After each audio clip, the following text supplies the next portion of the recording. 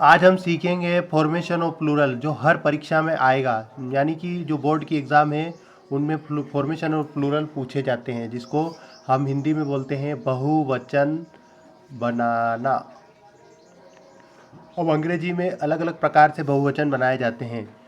हम कुछ छात्रों की मदद ले रहे हैं इसमें और इनको सिखाया गया है, तो ये बताएंगे।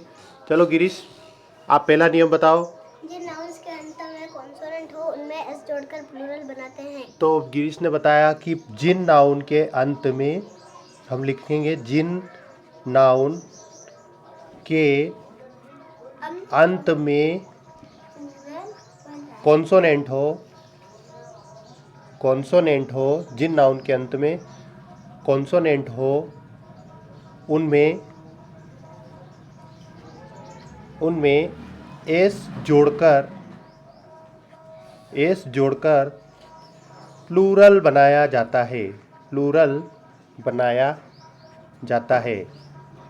तो पहला एग्जाम्पल गिरीश बताएगा कि कौन सा है जिसमें हम एस जोड़ेंगे, कॉन्सोनेंट हटाएंगे। जैसे कि गर्ल, तो गिरीश ने बताया कि गर्ल, तो जो गर्ल होती है GIRL, यहाँ पर एल जो है वो कॉन्सोनेंट है, तो हम इसमें क्या जोड़ेंगे, एस, तो हो जाएगा GIRLS। तो हमारा बन गया गर्ल्स, जो कि पहले नियम को फॉलो करता है कि जिन नाउन के अंत में कॉन्सोनेंट हो उनमें एस जोड़कर प्लूरल बनाया जाता है। चलिए हम दूसरा नियम देखते हैं। गिरीश बताओ दूसरा नियम क्या है। जिन नाउन्स के अंत में S double S C H S H G X या जेड हो उनमें एस जोड़कर प्लूरल बनाते हैं। अब हमने गिरीश ने बताया कि हमको कि जिन नाउन के अंत में क्या बताया, बताओ।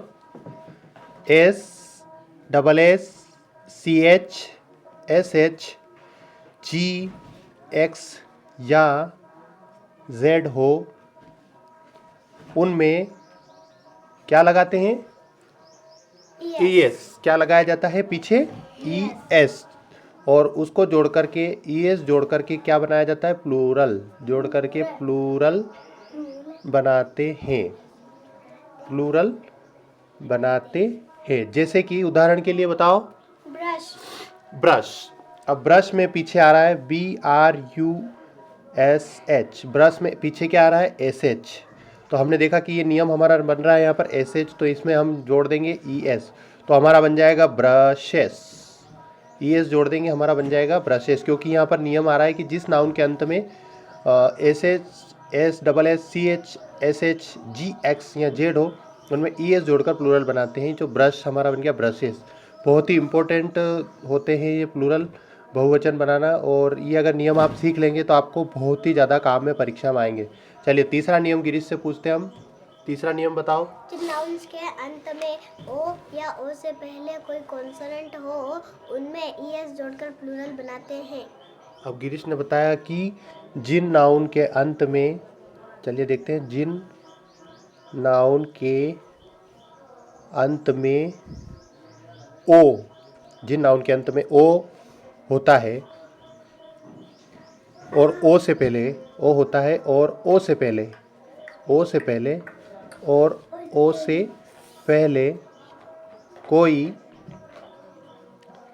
कॉन्सोनेंट हो तो ES जोड़कर प्लूरल बनाते हैं। क्या जोड़ेंगे, ES जोड़कर प्लूरल बनाते हैं। जैसे कि उदाहरण बताओ, बफेलो। अब बफेलो में हमने देखा कि बफेलो में पीछे, डिस्टर्ब मत कर, बफेलो में हमने देखा कि पीछे क्या आ रहा है, ओ, तो यहाँ पर ओ से पहले कोई कॉन्सोनेंट हो तो ES जोड़कर, यहाँ पर कॉन्सोनेंट एल भी आ रहा है, इसीलिए इसको हम बनाएंगे बफेलोस, BUFFALOES, तो हमने ES जोड़ दिया। तो हमने देखा कि जिन नाउन के अंत में ओ होता है और ओ से पहले जो है कॉन्सोनेंट होता है तो इसमें ES जोड़कर प्लूरल बनाते हैं। चलिए चौथा नियम बहुत ही इम्पोर्टेंट है, चलो बताओ। जिन नाउन्स के अंत में वाई या वाई से पहले कोई कॉन्सोनेंट हो उनमें वाई को आई में बदलकर IS जोड़कर प्लूरल बनाते हैं। ये बहुत ही इम्पोर्टेंट नियम है जो ज़्यादातर परीक्षा में पूछा जाता है, और आपको याद करने के लिए मैं बता दूं कि जिन नाउन्स के अंत में वाई हो, वाई से पहले कोई कॉन्सोनेंट हो, वाई से पहले कोई वाई से जो पहले कॉन्सोनेंट हो तो वाई को आई में बदलकर, वाई को हम क्या में बदल देंगे, वाई को आई में बदलकर IES जोड़कर प्लूरल बनाते हैं। जैसे कि बताओ, सिटी। अब सिटी में पीछे क्या आ रहा है, पीछे आ रहा है वाई। तो हम बनाएंगे कि अगर सिटी अगर लिखते हैं हम सिटी तो इसमें पीछे आ रहा है वाई। तो हमने नियम देखा कि जिन नाउन के अंत में वाई से पहले कोई कॉन्सोनेंट हो, ये टी कॉन्सोनेंट है यहाँ पर, तो वाई को आई में बदलकर IES जोड़कर प्लूरल बनाते हैं, हमारा बन जाएगा सीटीज, CITIES। तो हमारा बन गया सीटीज। अगला 5वां नियम जो परीक्षा में बहुत ज़्यादा पूछा जाता है और वो है हमारा जो नियम है उस नियम को फॉलो करता है, वो है F और FE वाला। तो गिरीश बताओ F और FE वाला नियम क्या है। जिन नाउन्स के अंत में F या FE हो उनमें F या FE को हटाकर VES जोड़ा जाता है, ठीक है। तो हमने देखा कि जिन नाउन के अंत में, लास्ट वाला नियम हम देखेंगे और बहुत ही इंपॉर्टेंट है कि जिन नाउन के अंत में F या FE हो तो हम उसको हटाएंगे, उसको हटाकर F या FE हो उसको हटाकर क्या लगा देंगे, VES। तो हमारा नाउन प्लूरल बन जाएगा, ठीक है।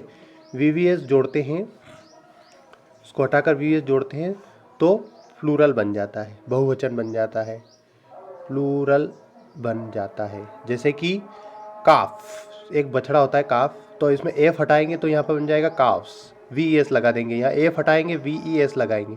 एक फार्मूला याद करेंगे आप, F हटाओ VES लगाओ। FE या FE हो तो आपको F और FE हटा करके VES लगाना है, इस तरह से काफ्स। और एग्जाम्पल बताओ, जैसे कि बॉय। नहीं, काफ तो हो गया ना।